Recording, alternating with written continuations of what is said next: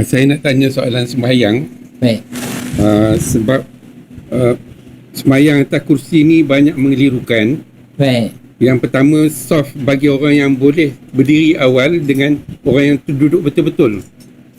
Yang kedua, orang yang sembahyang di atas kursi itu sebilangannya sebenar dia boleh sujud dan duduk. Ya. Jadi dia tak buat.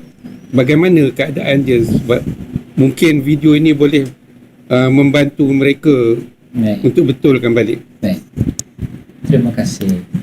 Soalan yang bagus. Pertama tadi, apa tadi soalan? Soft. Ya, soft. Baik.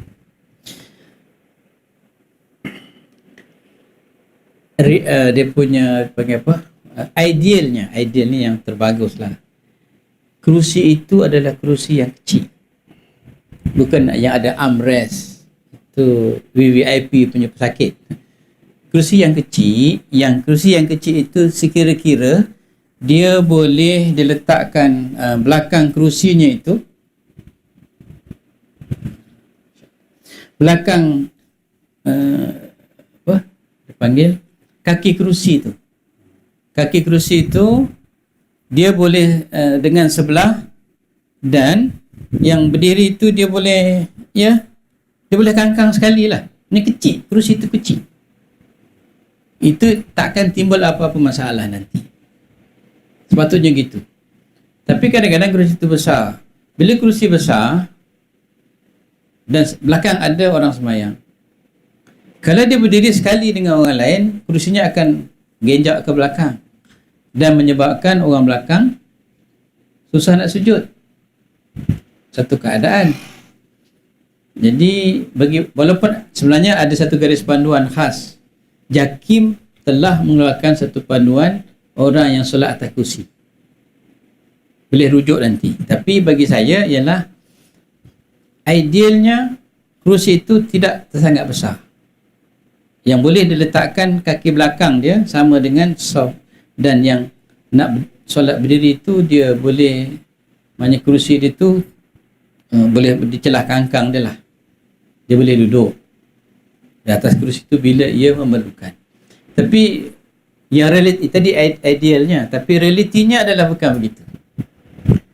Jadi kalau bukan begitu, nak buat macam mana? Masjid kami membuat sedikit pendekatan, kita kumpulkan yang sakit-sakit itu satu tempat. Satu area, satu tempat. Supaya tak ganggu jemaah-jemaah yang lain. Jadi kalau tidak dapat dielak, dia ada dua keadaan. Orang yang daripada awal lagi duduk, maka belakang kerusi itu dia duduk sama dengan orang lain. Kalau dia bermula daripada sembahyang duduk. Tapi kalau orang itu boleh berdiri dulu, sepatutnya dia kena berdiri sama dengan saf sebelah. Cuma masalahnya kerusi di belakang dia akan ganggu. Kecuali ketika dia nak duduk, dia boleh tarik. Jadi langkah untuk menyelamatkan keadaan, ditempatkan dalam satu tempat saja. Di Mesir biasa berlaku, ditempatkan satu tempat je. Dia tak ganggu orang dah. Itu yang sepatutnya lah. Soalan kedua sangat bagus. Kalau sekiranya duduk itu adalah disebabkan kita tak boleh lipat kaki kita untuk sujud sebenarnya. Kalau sekiranya kita boleh sembahyang berdiri dan kita boleh rukuk dan kita boleh sujud macam biasa, tapi bila dah sujud, dah duduk antara dua sujud di bawah, kita tak boleh nak bangun. Orang ini wajib sembahyangnya meneruskan rakaat kedua di bawah. Okey, contohnya kita sembahyang macam biasa, kemudian sujud, tak nak bangun tak boleh. Ketika itu dia wajib solat dalam keadaan dia duduk di bawah. Sebab rukun sujud itu wajib. Maksud kata dia sembahyang, okey, dia tak larat, dia duduk. Duduk kan? Dia duduk. Nanti dia nak sujud, dia boleh sujud di bawah. Wajib dia sujud di bawah. Wajib dia sujud di bawah. Kemudian dia tak boleh nak bangun ke atas, dia teruskan solat dia di bawah. Yang pakai kerusi ni sebenarnya dalam 10 tahun ke belakang ni je. Sebelum ni tak ada di Masjid Surah pakai kerusi tu. Jadi kalau dia mampu untuk sujud tapi dia memilih untuk sujud secara duduk begini, dia tidak menjalankan satu rukun sujud tu. Sebab itu saya kadang-kadang pelik juga. Ketika sembahyang atas kursi, tapi ketika kuliah dia boleh duduk bawah. Maksudnya dia boleh sujud.